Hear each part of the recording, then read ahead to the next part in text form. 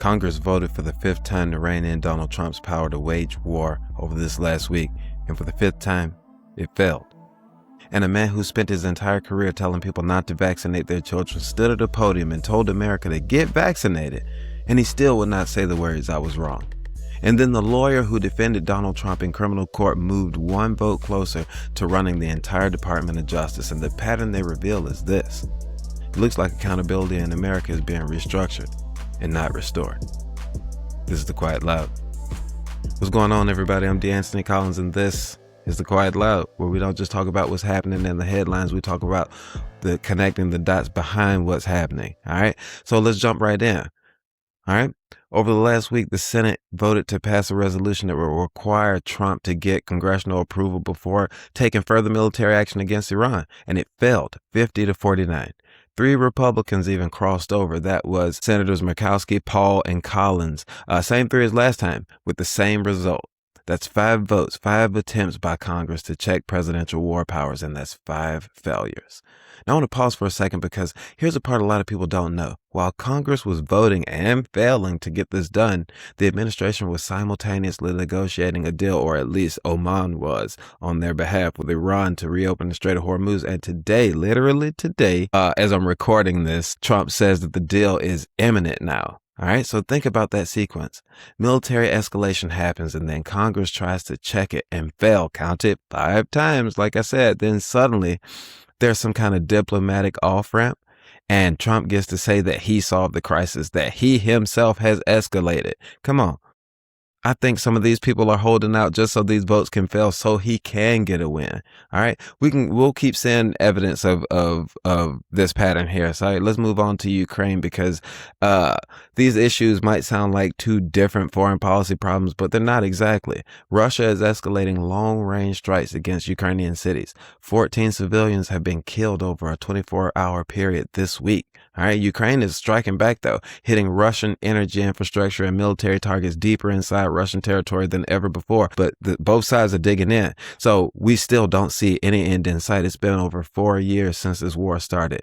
And what does our American president have to say? Well, Trump went on Fox News and said Zelensky and Putin both have to make concessions. This is a quote from him, that they have to make concessions. Okay. He positioned himself, all right, the man who launched strikes on Iran without congressional approval, as the peacemaker who will bring both sides to the table. Now, it's been nearly 600 days since the period where Donald Trump said he would stop this Russian-Ukrainian war on day one. Day one was nearly 600 days ago. All right. Does that sound familiar? These are the same playbooks happening in 2 different events. Escalate or let this crisis get worse and deepen.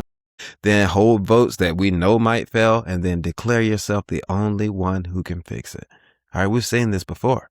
Meanwhile, Zelensky is publicly urging the U.S. and its partners to step up support because Russia is, and I'm quoting here, significantly ramping up ballistic missile production. Okay, he's not asking to make concessions. He's looking for help. He's trying to prosecute this war. He's trying to win, and doing a very good job. Ukraine had been counted out to only maybe last weeks or months in this war. And again, it's been 4 years, and they have taken back and even gained some territory. Okay, so in both Iran and Ukraine, Trump creates and escalates a crisis, all right, through aggressive action or even aggressive rhetoric. Okay, he positions himself as some kind of strongman while also being some kind of indispensable peacemaker. Remember all of the 7, 8, 9 wars that he supposedly ended. A lot of places still have conflicts roiling in those areas and in those regions. He hasn't solved anything. All right. Congress holds votes that then go nowhere, leaving our allies scrambling to figure out what their next moves are. I mean, we're about locked out of Europe as it is.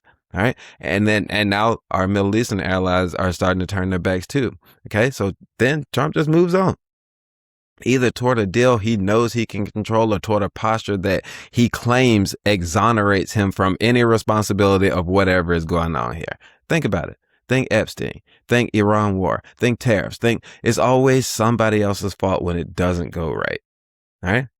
So as I'm recording this, let's move over a little bit. As I'm recording this, voters in Michigan and Virginia, Kansas, and several other states have already cast their ballots, and most of the results are in. So it's been a big upset. In Michigan, Abdul El Sayed, a progressive, just won the Democratic Senate primary. All right. So Trump has already taken aim at branding him a communist as he throws some red meat to kind of gin up his base and attempts to drive wedges between the traditional Democratic establishment and the more progressive Democratic socialist base that's emerging there. I don't think it's going to work, but he's definitely going to try it. And branding everybody a socialist, I don't think is going to work the way he thinks it's going to work. But we can move over to Virginia and see that it looks like the Virginia primaries are setting up very competitive House races that Democrats believe they can flip. So we're going to need every single one of those heading into and coming out of the midterms if they want to swing the balance of the majority in both houses or either house at this point. But here's the bigger context behind those primaries. Donald Trump's approval rating is sitting somewhere between 33 and 38%, depending on which polls you look at. The New York Times called it, quote, historic depths for a second-term president at this stage. I mean, this man is lower than George W. Bush as the Iraq War was good and heated up, had been going for a couple of years during his second term. All right. USA Today reported that his support among independents has cratered 17 points down to 29%. All right. Even in Mississippi. Now, Mississippi, y'all, his approval hit a record low. 38% approval in Mississippi, 59% disapprove. All right. Now, let me be clear about something. We know that unpopularity and bad polling is not the same thing as real accountability. Polls don't vote. Okay. So being historically unpopular doesn't automatically translate into losing elections. You got to have infrastructure. You need organization. You need people on the ground converting that anger into real power. All right. You need people knocking doors. And that's where the actual story is happening right now. So the Democratic Congressional Campaign Committee, or the DCCC, as it's also known, just expanded their target list from 46 to 58 Republican-held House districts. Okay. That includes 12 districts that Trump won. And the Associated Press called it an ambitious list that reflects Trump's diminished standing with the public. All right, 4 major Latino organizations are even joining forces for the first time ever to mobilize voters nationally. Now, remember, that was a voting bloc that had, been kind of back and forth lately and had gone for Trump quite widely in the last couple of elections. So moving over to Georgia, over 1,000 Georgia Democrats convened in Savannah this past weekend for a strategy session.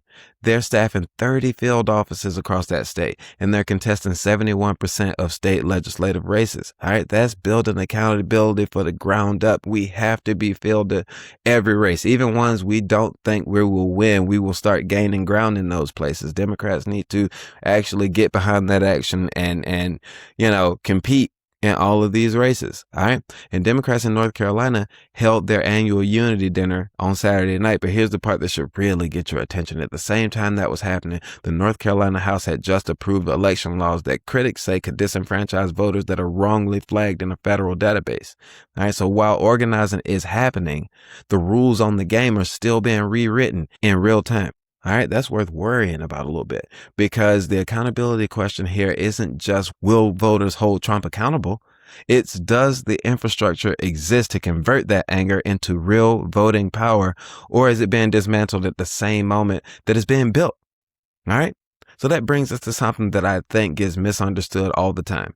The Senate Judiciary Committee advanced Todd Blanche's nomination for Attorney General on a strictly party line vote of 12-10 over this past weekend. So Blanche, for anyone who doesn't follow these names all that closely, before he was the acting Attorney General, he was also Trump's personal criminal defense attorney. All right, he was the man who defended him in the New York hush money case. He was the man that argued that his client was above the law. All right, he's now just one vote away from permanently leading the United States Department of Justice. All right, now Susan Collins, worrying Susan Collins, concerned Susan Collins, embattled Republican of Maine, announced that she will be a no vote.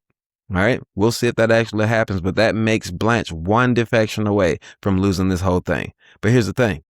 The GOP leadership wants this vote before the August recess, and they're confident that they have the numbers to do it. So Collins is the only Republican to oppose him. We'll see if anybody else moves over, because that weaponization memo that he put out is not gonna hold any muster. And if the president decides, or if the attorney general decides to come back and rename it something else, because the original document said that it was only enforceable if all the parties signed off on it, and only Todd Blanche signed off on whatever this memo is. So that means that they can come back and say Trump and or his family, kids, whoever is covered in this settlement scheme, this tax settlement scheme, could simply say, we didn't sign off on this, therefore it's not enforceable. All right. So they knew what they were doing. Hopefully some senator will get wise and decide that they're not going to fall for the okie doke that we all see happening. All right. So think about what's happening here. The Department of Justice, the institution designed to be independent of the president, designed to enforce the law without fear or favor, is about to be run by a man whose entire professional relationship with the president is built on defending him from legal accountability. And he's still doing it. I mean, think about the Epstein files. He moved Ghislaine Maxwell from a real federal prison to some, Club Fed, some easy camp cupcake, something where she has all kinds of privileges. And it is not even legal to put a person with her charges into a place like that. All right. You also have to think about this $1.776 billion slush fund and this tax settlement scheme. He is the one behind these. He's the one behind trying to get James Comey and that 8647 seashell picture. All right. So we have to think about that. Because if Blanche is confirmed, we have to ask the question of who holds the Department of Justice accountable when the Attorney General's loyalty runs to the president, not to the law or the Constitution or the people of whom's lawyer he's supposed to be. That's what this confirmation represents. The personal lawyer becomes the people's lawyer, and the conflict of interest here is staggering. All right. So if you've been watching The Quiet Loud for a while, you know we've been tracking two public health stories that are getting worse. So let me update them both because this week they have kind of converged a bit. So first we'll cover measles with over 2,300 cases now. And Robert F. Kennedy Jr., the health secretary, the man who built his career on vaccine skepticism, the man who has questioned vaccine safety for decades, had the nerve to stand at a podium and then tell Americans to vaccinate their children. All right. I mean, I'm not saying he shouldn't be doing it. I'm saying, the irony of this. All right. A Democratic senator urged him publicly to say, and I'm quoting, it is safe and it will help them save their children's lives. All right. So he told people to get vaccinated, but he would not say the words that he was wrong. These cases, this spread of this is happening because of him, because he told people not to get vaccinated for the measles. Go back to the campaign trail. You'll see. You don't have to take my word for it. All right. Now, I'm not just here to dunk on RFK Jr. I'd love to do it at any point in time, but I'm also here to point out the pattern that, again, an institution, in this case, the Department of Health and Human Services, is being forced into an accountability posture without actually being accountable. So now they're saying, get vaccinated. And that's the right thing to say.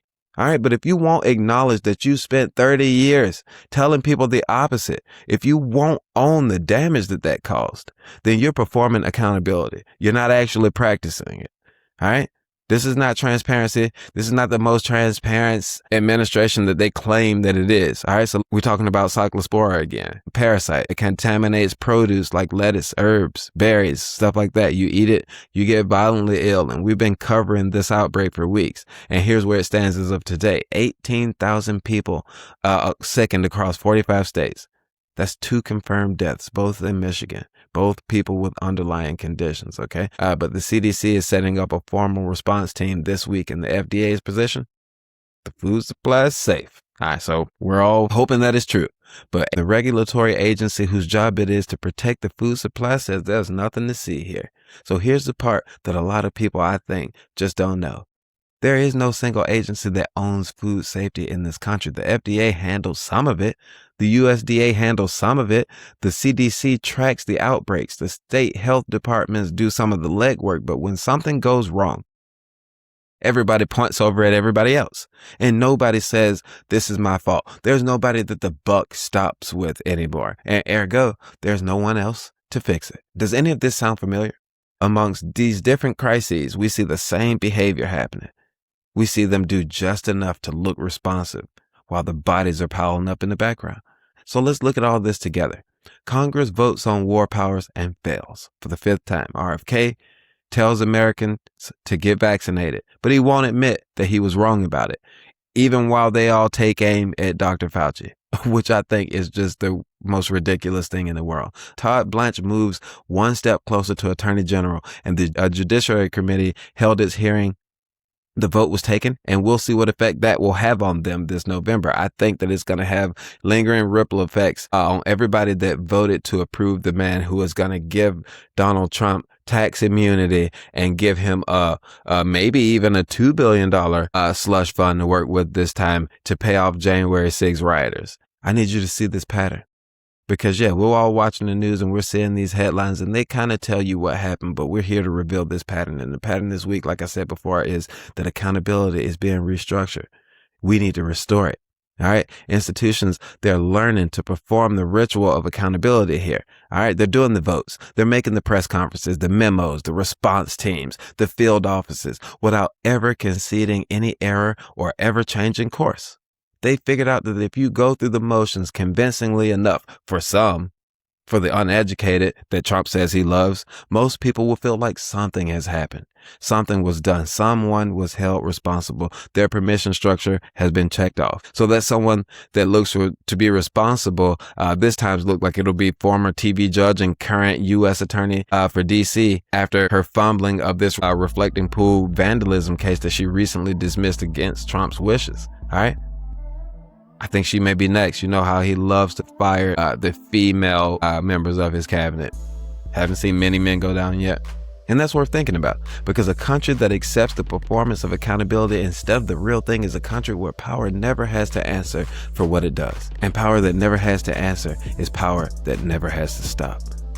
All right. So here's what I want you to take from this.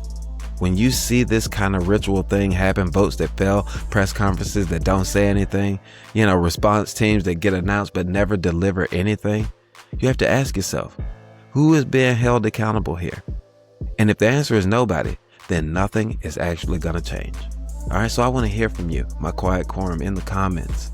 All right, which of these stories hit you the hardest? Hit me up in the comments section. I always respond, okay? I always will. All right, and as always, stay grounded, stay informed, and stay loud, quietly. This is The Quiet Loud. Y'all take care.